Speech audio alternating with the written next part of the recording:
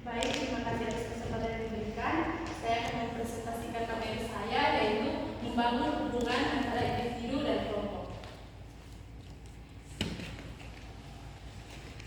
Bagian pertama A, yaitu individu dan hidup bersama sebagai makhluk sosial. Manusia mempunyai dua sifat yang terikat, yaitu sebagai individu dan sebagai makhluk sosial. Sebagai individu, manusia mempunyai kebebasan untuk dirinya sendiri, yaitu terikat dengan lingkungan sekitarnya. Sebagai makhluk sosial, manusia tidak bisa hidup sendiri. Manusia butuh manusia lain untuk memenuhi kebutuhannya, biarpun dia memiliki kekayaan ataupun kekuasaan. Bagian B, yaitu bagaimana manusia berdaya. Manusia yang berdaya yaitu manusia yang memiliki kemampuan dan kesadaran untuk berinteraksi dengan masyarakat sekitar. Budaya dalam maksud sini yaitu memiliki kemampuan untuk berperilaku sesuai dengan nilai-nilai moral dan etis yang diajarkan dalam masyarakat setempat.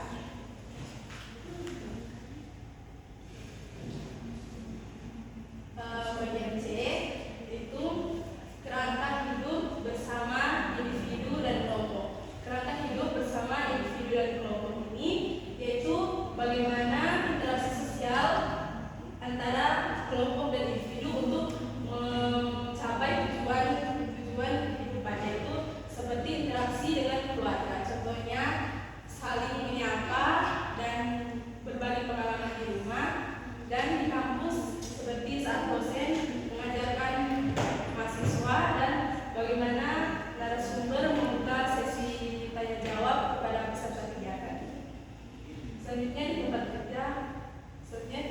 kerja itu seperti atasan memberikan arahan kepada bawahan, dan bagaimana interaksi antara sesama pekerja dalam saling berbagi informasi.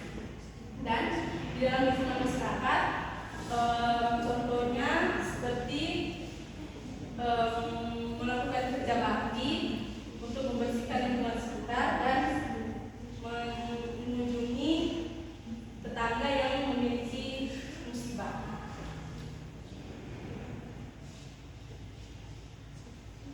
Selanjutnya adalah mengelola stres, positive thinking dan mindset yang baik. Ini bagaimana kita selalu berpikir positif dan menjauhi pikiran yang negatif, karena stres berawal dari pikiran kita sendiri. Selanjutnya adalah meningkatkan ibadah. Jika kita sudah stres, maka kita dapat meningkatkan ibadah, karena dengan beribadah kita mendapatkan pikiran dan hati yang tenang, karena kita sebagai manusia yang memiliki keyakinan dan beragama. Yang ketiga adalah menjaga kesehatan. Dengan kita mengkonsumsi makanan yang bergizi dan juga rajin berolahraga, itu dapat mengurangi stres yang ada dalam tubuh kita. Yang keempat